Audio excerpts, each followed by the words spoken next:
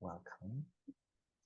And I'm excited to be with you to talk a little bit about this topic that was actually my doctoral research was focused on burnout. So I have a lot of deep passion for this topic.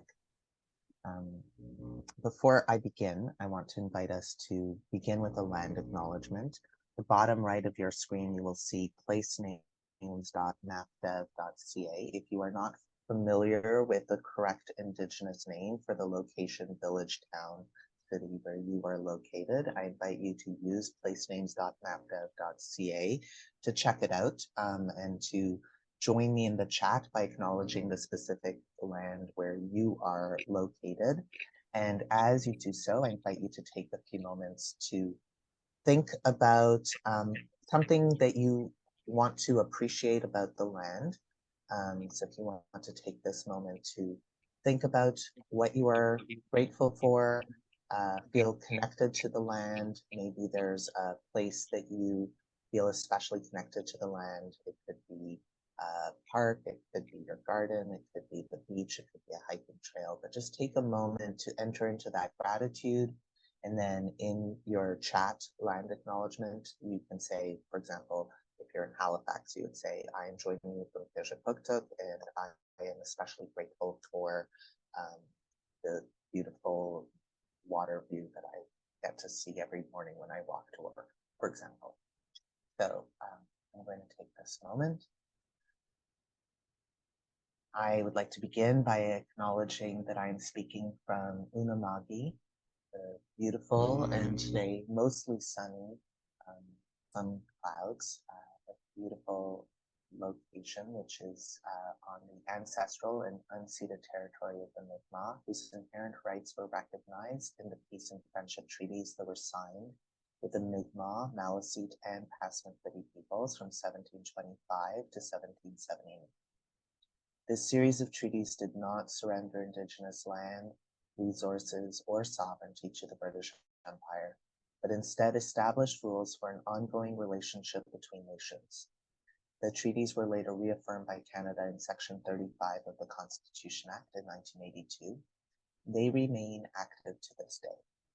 So let us take this time to pause in reflection and gratitude for the land where we live and work.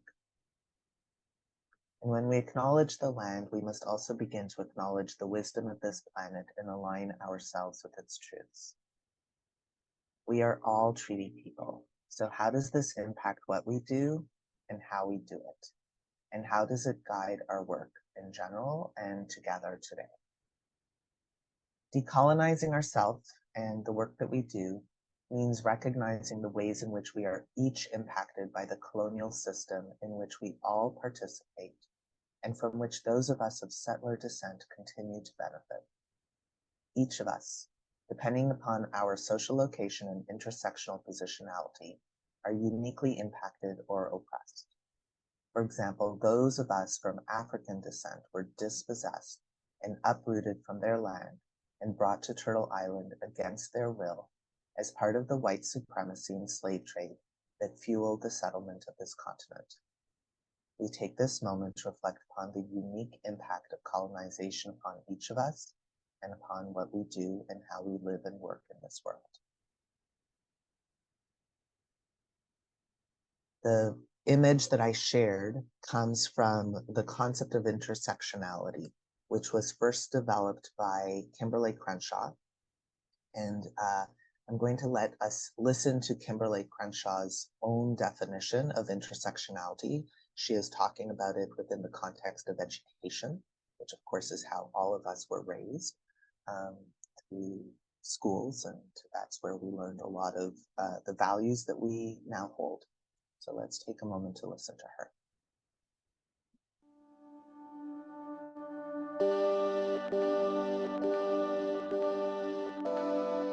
Intersectionality is just a metaphor for understanding the ways that multiple forms of inequality or disadvantage sometimes compound themselves, and they create obstacles that often are not understood within conventional ways of thinking about anti-racism or feminism or whatever social justice advocacy structures we have. Intersectionality isn't so much a grand theory, it's a prism for understanding certain kinds of problems. African American girls are 6 times more likely to be suspended than white girls.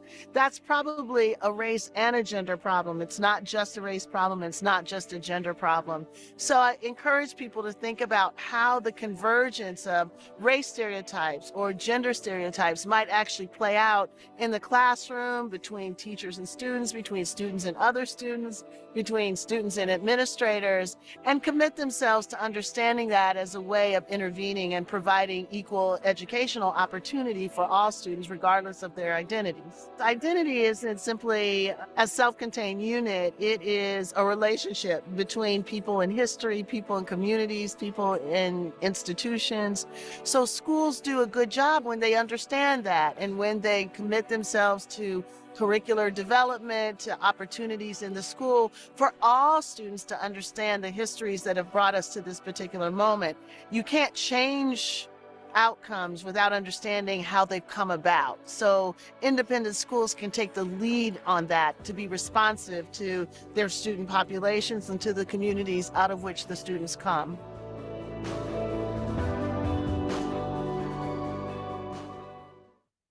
So that particular video is speaks a lot about just the ways in which, due to intersectionality, we each experience a lot of things very differently. Colonial and intergenerational trauma looks different for different people, but trauma has similar characteristics for all of us, and most of us have some kind of inherited intergenerational trauma. And policies that blame and shame us tend to have similar effects on us. And a lot of times that's something that we learn early as kids, right? We learn if you make a mistake, you're going to get punished.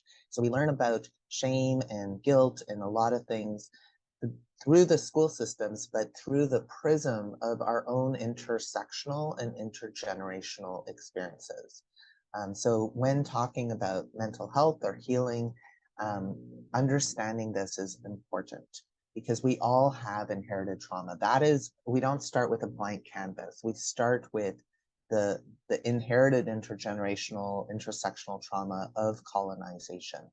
And trauma impacts the brain in ways that are significant and can have a certain degree of permanence, although research is increasingly talking about neuroplasticity.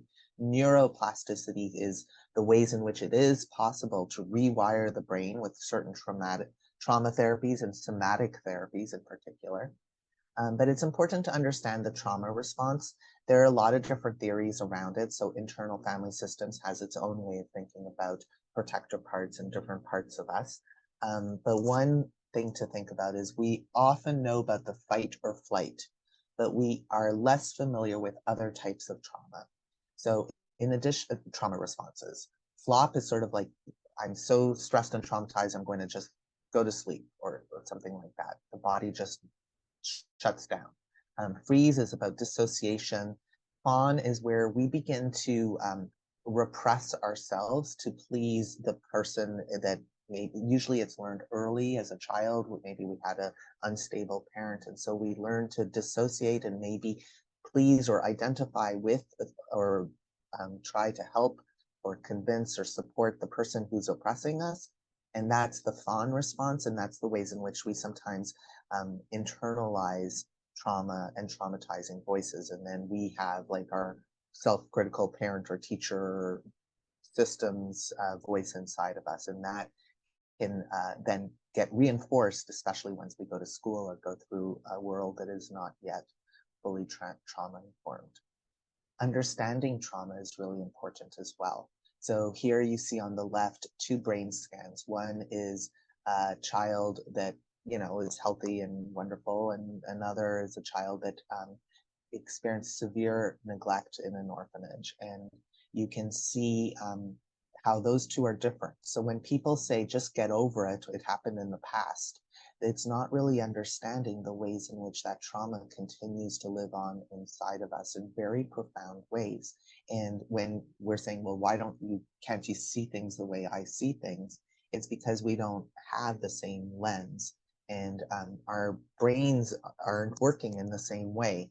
In addition to neurodiversity, which is its own unrecognized intersectional trauma that many of us have different ways of knowing and being and seeing that are culturally different from a um, and that are also like neurologically different. In addition to that, our experiences of adverse childhood experiences and trauma cause us to react and process and perceive in different ways. And so we talk sometimes about trauma-informed care. The reason trauma-informed care is important is it shifts us away from a punitive response, which is colonization, punish the person, to a restorative process that involves understanding that we're all part of a system. We all inherited certain beliefs and structures and behaviors, and those are causing us to react in certain ways. And sometimes we have internal parts to us that I learned very early that if I distract my parents by causing people to unite, so my parents were fighting, for example, and if I become the problem child, then the parents focus on me and they stop fighting with each other, and I am able to protect my younger brother who is no longer going to be a target to my parents' anger. So that's where sometimes we learn certain behaviors that make sense as children, but they don't necessarily continue to serve us longer term. And because a lot of those learned behaviors are unconscious because of the way trauma works, that's where the question, instead of saying, what's wrong with you? But instead being like, what happened? Why does this behavior make sense in your life story? And then how can we work to heal and find new ways of coping that might be more effective? So that's a little bit around trauma-informed care. It's really important as I talk about burnout to understand trauma because that is a huge contributing factor. Larger systemic things, individual things. Trauma affects the body. So increasingly trauma therapists and theorists are talking about how the body keeps the score is the name of the book if you're interested in learning more about it, that the ways in which our body actually changes as a result of trauma, and it causes multiple changes including cellular changes, hormonal changes. And so obviously trauma is going to affect our perception, and that shapes our decisions about how to respond and how to react. And it's how we see the external world and how we see the internal world, in addition to the unique ways we're wired, is also the ways we've been conditioned. And then that's not even talking about vicarious trauma, which is what happens when we live in our wounded or wounding world. So if we are caregivers, if we are involved in helping professions in particular, but simply just turning on the news and watching the trauma of this world unfold, of course we're going to be burnt out and traumatized. The expectation that we can be immersed in the suffering of this world and daily loss and not be touched by it is as unrealistic as expecting to be able to walk through water without getting wet. It is part of the work that happens. The question is, do we recognize it? Do we tend to it? Or does it happen at an unconscious level? So I've been asked to talk a little bit about burnout and the connection with mental health. So what exactly are we talking about when we're talking about this? Fundamentally, a lot of us know this as just, I'm tired, I can't. And we know that feeling viscerally. We can all relate with this puppy. Now, a lot of different terms exist, and it can seem a little confusing. The truth is that different terms connect to different research. They're measured differently. I'll say a few sentences about the different terms: vicarious trauma, burnout, compassion fatigue, secondary stress, the secondary victims. There are a lot of different terms. And while there are some differences, I want to try to talk about it more broadly. From the literature, it can happen to anyone, not just like, healthcare providers, but I remember for me, it was like impactful to say even cruise ship employees might experience it, because I was like, oh, who doesn't want to be on a cruise surrounded by water? It sounds great. But that you're taken away from your family of origin, your community support, you're connecting to people who come and go repeatedly, you're separated from other people, you don't have that separate space. It actually is a setup for burnout. Really, a lot of these dynamics extend to all sorts of occupations because of the larger system that we work in. But certainly for people who work in mental health and counseling, it's especially significant. I want to say a few words about vicarious trauma and second victim in particular. This is where, for example, somebody might have caused a mistake, or might be just listening to other people's trauma. So it didn't happen to me, but for example, I might work in the emergency department and I see so many car crashes that I now am scared to take the highway.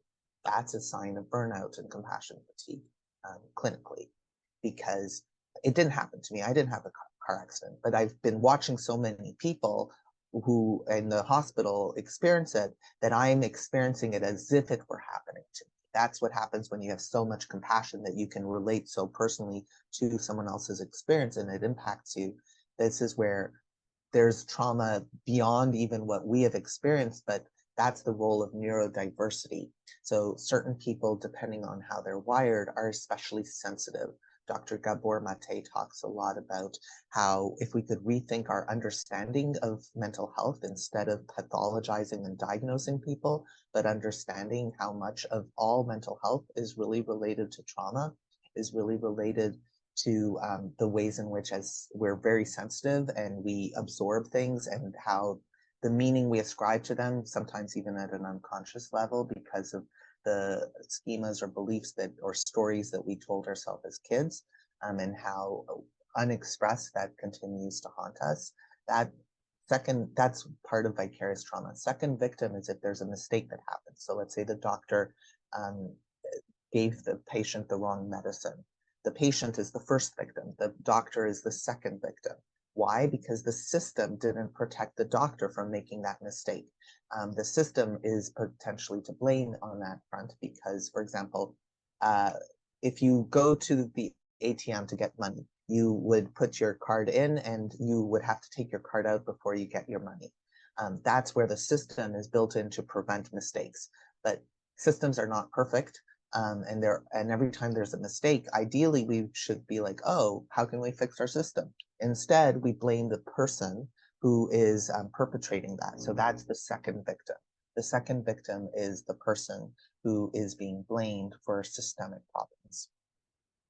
Symptoms of vicarious trauma, kind of like burnout, it can involve having a hard time to control emotions, difficulty with sleep, concentration, destructive behaviors to cope and distract, being jumpy to loud noises, dreaming or thinking about people outside of business hours. So even if it happened at work, you're still thinking about it like I'm driving on the highway or I'm not driving on the highway because of my work in the hospital, for example. Compassion fatigue is very much like this, but it's more of a generic term, and it tends to speak to like a more long-term process. But the feelings and symptoms are very similar in terms of coping, in terms of also feeling depressed or stressed out. And burnout is really more of a long period of stress. So if we might have a difficult day or difficult week, but if it starts to go on for an extended period of time, then it becomes even more intense and even more significant. And there can be many different causes for it, but we all pretty much know these feelings of failure, not good enough, difficulty concentrating, memory problems, sleeping issues. These are just the symptoms of the deeper issues that we're talking about. So there are a lot of different terms, and frankly, just a lot of times it's like, well, I published it and I'm using this term, so now so there's the ways in which evidence-based peer-reviewed journals are really also part of the system of who gets known to be famous for what. For the purpose of this article, we don't need to think about the uniqueness. We all know the symptoms. Whatever we call it, we know the feeling. This feeling of, will this day ever end? Oh my gosh, I'm such a screw up. All of these different things that we tell ourselves. And that's where we absorb those maybe voices from early childhood or from school, and we internalize them and they become our way of protecting ourselves from getting in trouble again. If I just repeat what I heard the teacher say to me or to someone else, don't speak up, don't be visible, try to hide. That's how you stay safe. Those are the beliefs that we learn early, sometimes intergenerationally. For example, I'm a Holocaust survivor, second generation. My father was hidden like Anne Frank. I learned to hide. So hiding has an intergenerational component for me. But at the end of the day, I repeat that inside of me, not even necessarily consciously, but unconsciously. That's the way trauma works. So we all have intergenerational trauma that's inherited and it's systemically reinforced. And understanding that is really, really key to understanding how burnout affects us. Because that trauma causes us to be fragile. Fragility means that like any little thing, because we're already struggling to cope, but we have like a brave front, maybe a mask that we wear to the world. And in that brave front that we try to show to people, there's a disconnect between our true self on the inside. We're struggling, we're in pain, we're depressed, we're scared, we're ashamed, we're all of those things, dealing with all sorts of traumas and memories and feelings and concerns and insecurities. And then we've got like the external things like our economy, the housing crisis, the boss that gets mad at us, the coworker that snaps at us because they're struggling with their own thing, but we personalize it instead of seeing that they might be struggling with exactly the same because we have a mask that we think everyone else is real. And so we don't realize that we all are walking around with the exact same like masks and hiding and shame and blame on the inside. And then society reinforces it. Just learn to handle it, grow up, be an adult. And we often have that same expectation of ourselves. So Dr. Michael Yellowbird, who's the he's Indigenous decolonizing theorist. He's the head of social work in the University of Manitoba, I believe. He talks about neurodecolonization, the ways in which the mind, the brain, has integrated these expectations, these beliefs, these traumas. And while we have our own intersectional versions of it, this need to be perfect is something that we all have, this need to present, this need that I'm going to blame you. I'm used to getting blamed if I make a mistake, the punishment mentality of our colonial world. Stephen Biko, who was a great anti-apartheid activist in South Africa, talks about how the most potent weapon in the hands of the oppressor is the mind of the oppressed, the ways in which we internalize oppression in the voices that we tell ourselves. Intersectionality means that that script looks different for each of us. However, there are certain characteristics that are that lead us to an unsafe culture that happen to be directly related to colonial beliefs. So one is perfectionism. Another is a sense of urgency. So time, I always say time is a colonial construct. Like we have to get this done in 5 seconds or less.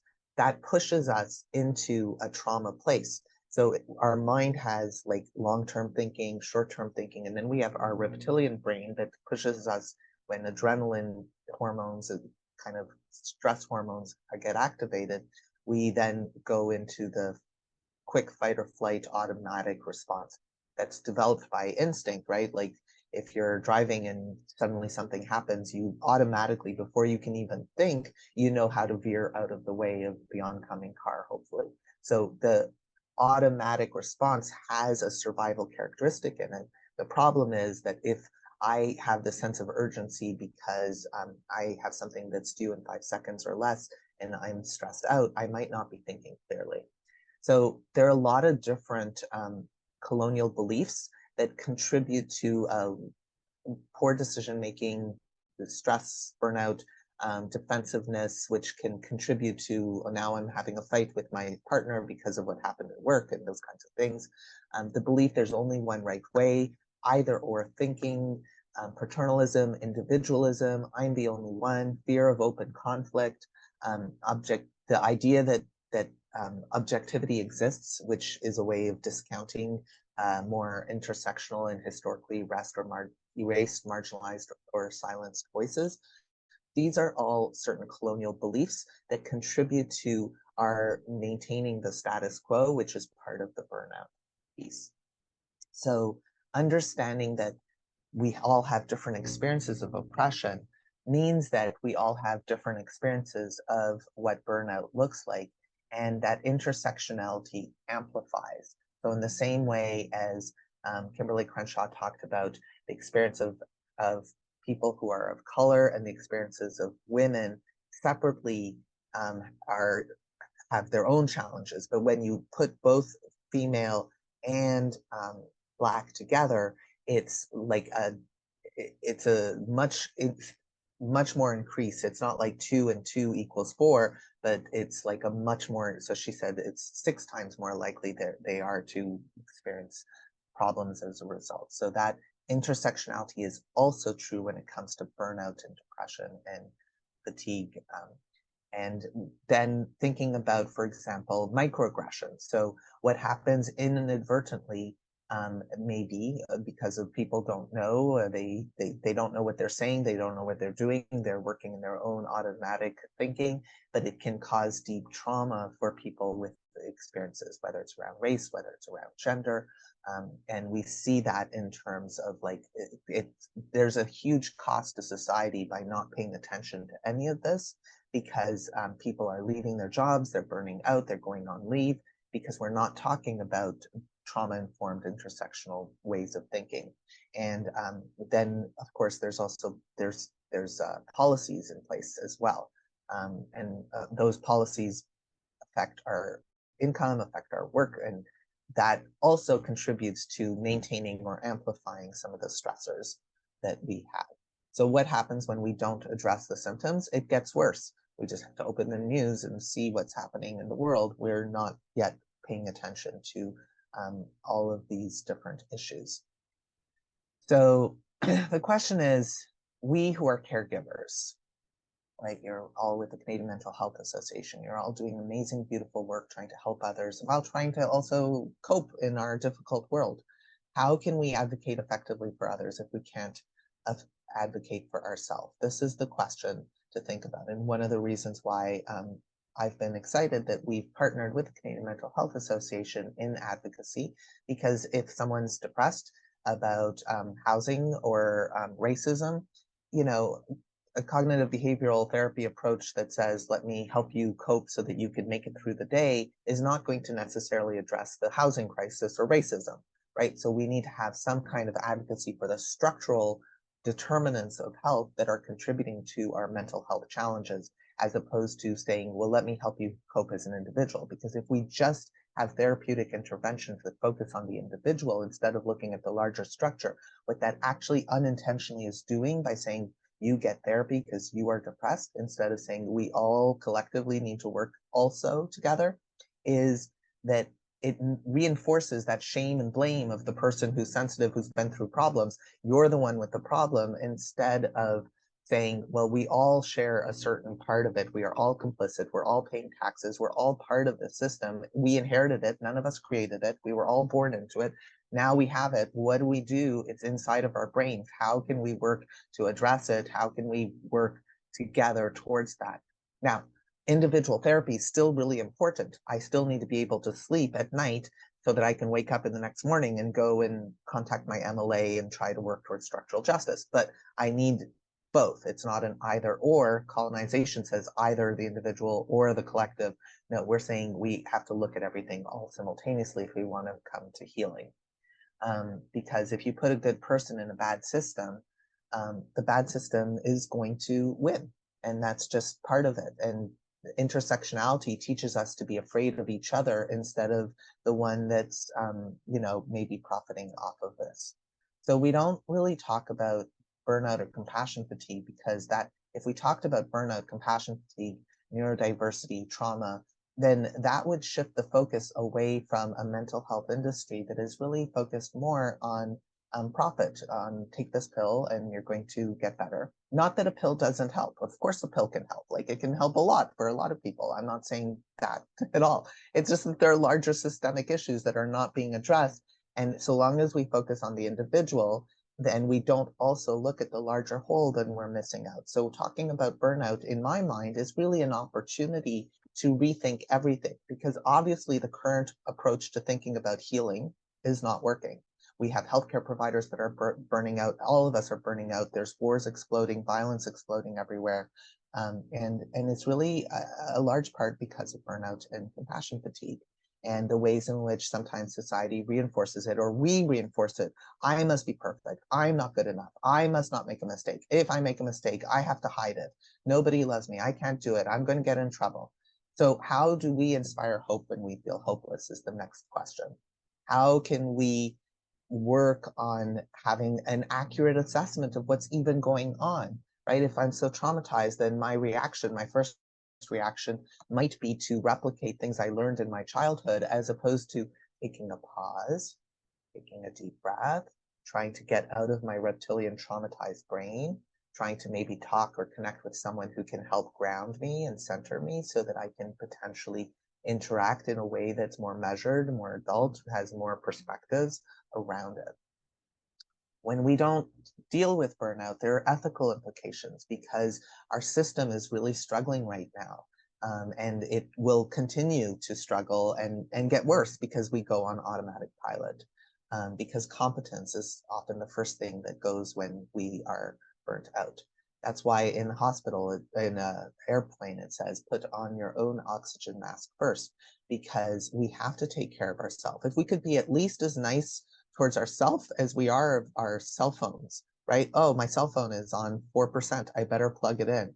When I'm on 4%, do I plug it in or do I get an extra cup of coffee? What do I do? Do I treat myself at least as nicely as I treat an inanimate object like my cell phone?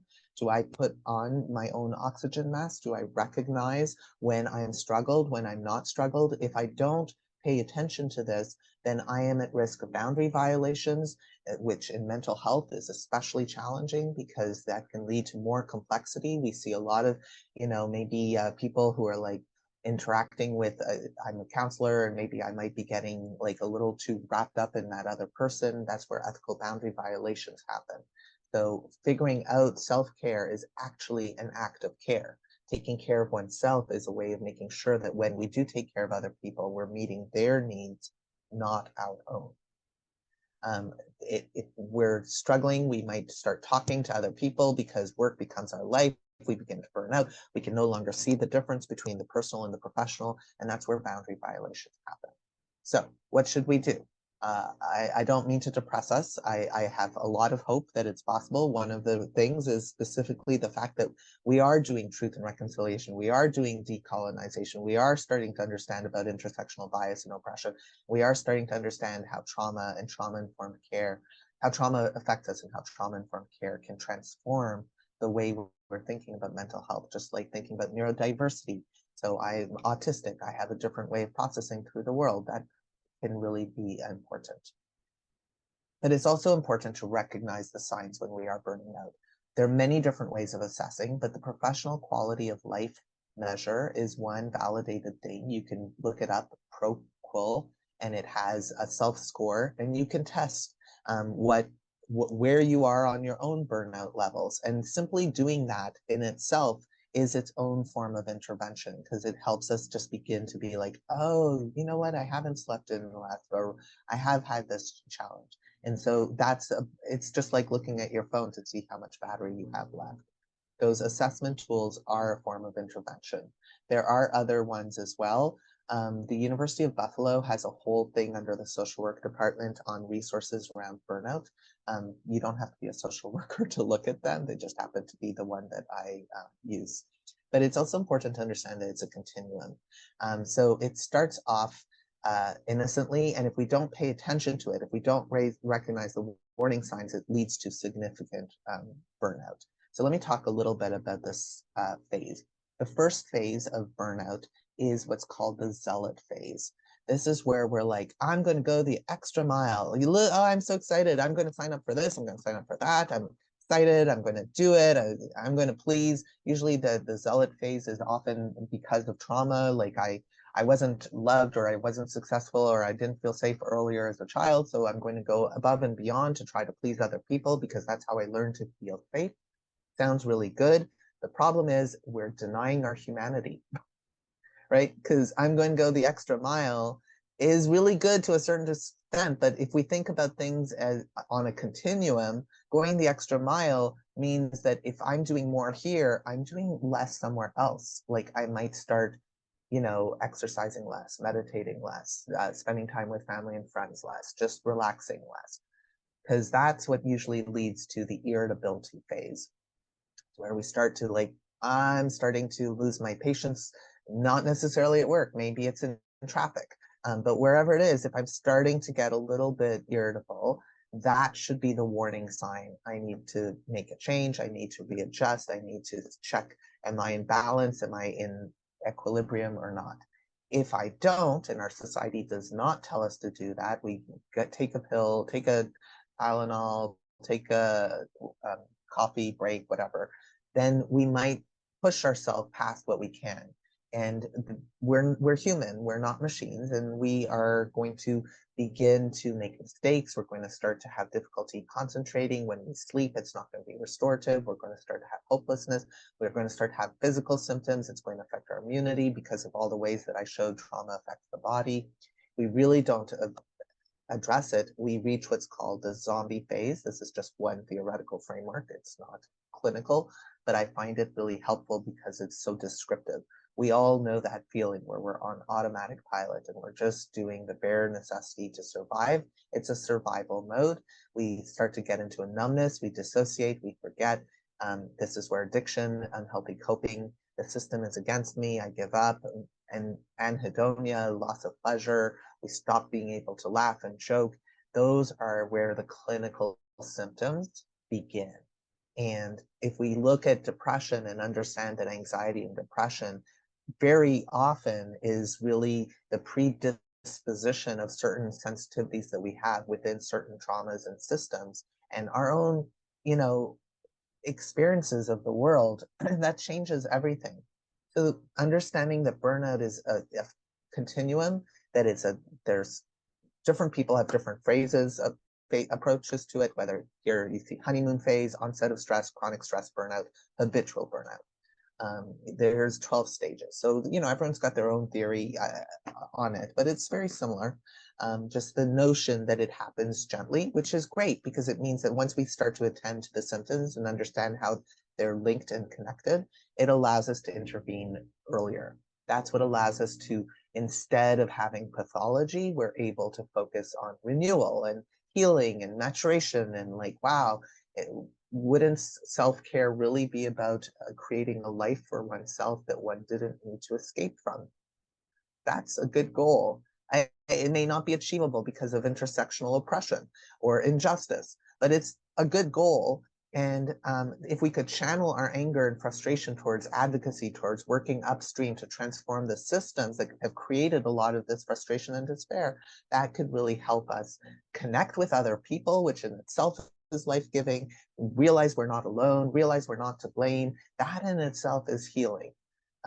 So I like to think of burnout as a wake-up call and an opportunity to connect with other people, maybe even organize and work collaboratively towards healing. And that's why I've increasingly been landing in this politicizing as an act of self-care, wellness activism, and recognizing, of course, that that's good, but it can also be overwhelming. How do I fix other people and advocate against large systems that are fueled by multinational corporations and profits? But it does involve that understanding that caring for ourselves is not self-indulgence, but it's actually an act of resistance. And it also involves understanding rethinking our understandings and assumptions of mental health to understand that it's a continuum like everything else, and how can we get into the green. And understanding that continuum is really important so that we can respond proactively, so that we can see the different symptoms and intervene earlier, and understand rest is profound. If you're not familiar with the book Rest is Resistance, it is a phenomenal book that can reinforce some of the things I'm talking about. The other thing is you may or may not be familiar with the Caregiver Bill of Rights. We as caregivers sometimes feel like we don't have a right to take care of ourselves. It's selfish. And if we can rethink about it and be at least as kind as we are to our cell phones, that is another way of addressing this. So I invite you, if you're not familiar with the Caregiver Bill of Rights, there are lots of different versions of it, to look it up because you have a right to take care of yourself. And we have been taught that we don't. We have been taught all sorts of shaming, name-calling names like selfish, and that is not helpful. Being attentive to our battery is super important, and then creating ways to take care of ourselves. Not just, I'm going to take a bubble bath, but understanding the many different approaches that there are, from a professional level of self-care, psychological, emotional, spiritual, personal. I would add structural advocacy and understanding that we shouldn't be upset at ourselves, but it's just a natural consequence of living in our world, accepting that this is part of accepting reality, and then understanding that it is possible when we accept ourselves as we are, that we can begin to change and transform and make this world a little bit better, not just for ourselves, but for others as well. So trying to take care of ourselves along the way, making sure we sleep, we eat, we maybe some counseling to help us cope through the day, working on a gratitude journal to focus on things that are positive. These are certainly important ways of dealing with compassion fatigue, and also being really attentive at creating a switch between work and off work mode. So when you're done with work, make it a conscious process. Talk to yourself, maybe develop a ritual. Maybe I'm going to go for a run. I'm going to go listen to this special song that I start to associate with being on off mode. Even rituals during the day, like if you're involved in a hospital, you might do, as you wash your hands between patients, you might take a deep breath and be like, I'm letting go consciously of everything I absorbed in this room, so that we can try to go from unconscious reactions to conscious reactions. The last thing I want to talk about is compassion, satisfaction, joy, gratitude. In the Procol quality of life assessment, you can measure trauma, but you also can measure satisfaction. And I have done research that shows that even if you can't affect the trauma of the world, you can affect your resilience and coping by increasing your compassion, by increasing working on the meaning that you do. So for example, in an emergency room, which is where I did a lot of research on trauma, you can see that you're not going to change the trauma in the emergency room. But if you work with the caregivers to celebrate successes, celebrate the stories, if you're working in a team of caregivers, like let's tell stories about when things went well. The more we celebrate the good, the more we don't blame, but when things don't work out, celebrate the opportunity to learn that comes from that. That changes and creates safety. It changes the neural structures of our brain and the hormones as well. And it shifts us away from compassion fatigue as the outcome when we add compassion, satisfaction, joy, euphoria, gratitude. That changes the neural pathways so that we are able to disrupt the way compassion fatigue works. And fundamentally, it's about refocusing. Why are you doing the mental health counseling that you're doing? Why are you in a caregiver mode? The more we can reconnect with our own sense of purpose, the more that it helps us cope. You may or may not be familiar with Viktor Frankl. He was a psychiatrist who survived the Holocaust and extermination camps, and he noticed when he was there which people were able to cope and not, and it was the people who had a why to live. His why to live was he wanted to figure out how people survived, and that was what he wrote his book about. But the question is, what is your why? What is fueling you? When you look back on your life at the end of the day, you're on your deathbed, maybe a long time from now, and you think back on your life, what is the thing you're going to be most grateful for? And when you think about it, how much of your daily activities align with that? If there's a really big gap, then that's the work that needs to be done for self-care, so that you can discern how to live your life in alignment with your sense of purpose, your why, what brings you joy, what brings you meaning, what aligns with those values. The more we're in alignment, the less we're internally traumatized, and the more we can then work on channeling our advocacy elsewhere. So we have to be building a world where everyone's needs are encouraged, and recognizing it as a wake-up call. And that is the end of my presentation.